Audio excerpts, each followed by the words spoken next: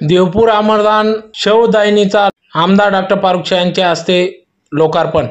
बाबत वृत्त असे की धुळे मनपा क्षेत्रात मूलभूत सोयी सुविधांचा विकास योजना अंतर्गत धुळे शहरात देवपूर अमरधाम येथे शवदायिनी उभारणे या कामाचा लोकार्पण आमदार डॉक्टर फारुख शाह यांच्या हस्ते करण्यात आला।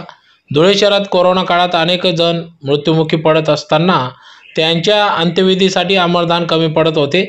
तसेच त्या ठिकाणी लाकडाची कमतरता व मनुष्यबळाची कमतरता असल्यामुळे अनेक प्रेतांचे व मृत्युमुखी पडलेल्या नागरिकांचे हेळसांड होत होती। त्यावेळेस आमदार डॉक्टर फारुख शाह यांनी या समस्या बघून शासनाकडे विद्युत शवदायिनीची मागणी केली होती। त्या अनुषंगाने धुळे शहरात 2 ठिकाणी विद्युत शवदायिनी मंजूर करण्यात आली होती। त्यात एकविरा देवी देवपूर अमरदान येथील गॅस शवदायिनीचे आज लोकार्पण करण्यात आले।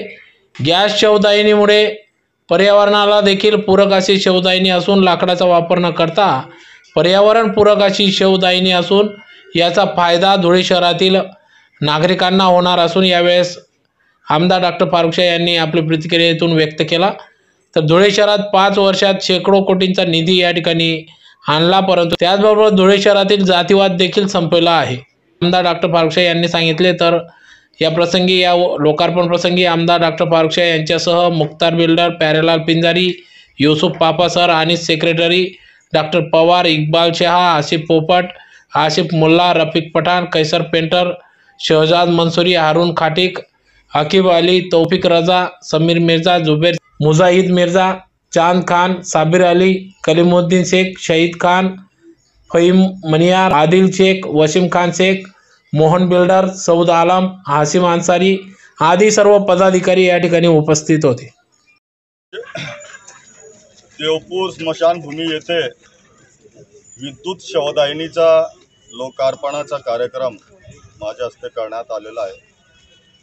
आपण बघितलं असेल की कोरोना काळात हे प्रेत जाळण्यासाठी लाकडाची खूप कमतरता भासत होती आणि त्यावेळेस मला काही निसर्गप्रेमी आणि काही वृक्षप्रेमींनी सांगितलं की आमच्या धुळे शहरात पण विद्युत शवदायिनी किंवा गॅस शवदायिनी लागली पाहिजे। त्यासाठी मी महानगरपालिकेला पत्र देऊन आणि त्यांच्याकडून एस्टिमेट वगैरे मागितला। पूर्वी त्यांनी मला 40 लाख रुपयाचा एस्टिमेट दिला, मी 40 लाख रुपये देऊ केले। मग नंतर त्यांनी 80 लाख रुपये सांगितले, मग त्यांना 80 लाख रुपये देऊ केले। त्यानंतर त्यांनी 1,25,00,000चा एस्टिमेट आणून दिला। म्हटलं ठीक आहे, 1,25,00,000 रुपये त्यांना मी मंजूर करून दिले आणि त्यांनी आपला नाकर्तेपणा, हलगर्जीपणामुळे तब्बल 2 वर्ष हे विद्युत शवदायिनी लावण्यास त्यांनी वाया घातले आणि आज ते पूर्णत्वास आलेलं आहे। आपण बघितलं असेल कोरोना काळात जेव्हा आपल्या शहरवासियांना ज्या ज्या वस्तूंची गरज होती, जसे आपण बघितलं असेल की पूर्वी त्या काळात आपल्या लोकांना गॅसची कमतरता भासत होती। मी एक ऑक्सिजन प्लॅन्ट माझ्या निधीतून 1,35,00,000 रुपये खर्चून जुन्या सिव्हिल हॉस्पिटलला उभारला। त्यानंतर रेमडेसिवीर वगैरे ते आणून आपल्या लोकांची मदत केली आणि जे आमचे BUMSचे जे डॉक्टर्स टीम आहे त्यांची टीमला सोबत घेऊन आणि कुठलाही जातीवाद किंवा पक्षपात न करता जेवढे रुग्ण होते त्यांना आपल्याकडे ॲडमिट करून आणि त्यांचा आम्ही इलाज वगैरे केला त्यावेळेससुद्धा। नंतरच्या काळात आमच्या पूर्ण नॉर्थ महाराष्ट्र म्हणजे उत्तर महाराष्ट्रात एकही VDRL लॅब नव्हता आणि त्या कोरोनाची चाचणी करण्यासाठी पुण्याला ते सॅम्पल पाठवावं लागत होते।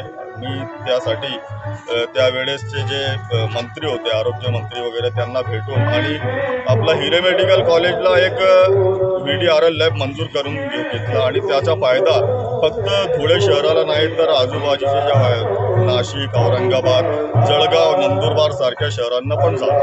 अशी अनेक कामे आम्ही केलेली आहे आणि आज ह्या कामाचा लोकार्पण माझ्या हस्ते करण्यात आलेलं आहे। यावेळी माझ्यासोबत आमचे नगरसेवक मुख्तार बिल्डर, तसेच हमीदभाई यांना, अनीसभाई शाह, कैसरभाई पेंटर, आसिफभाई पोपट, प्यारेलाल भाई पिंजारी, इकबाल भाई शाह आणि अनेक कार्यकर्ते यावेळी माझ्यासोबत उपस्थित आहेत।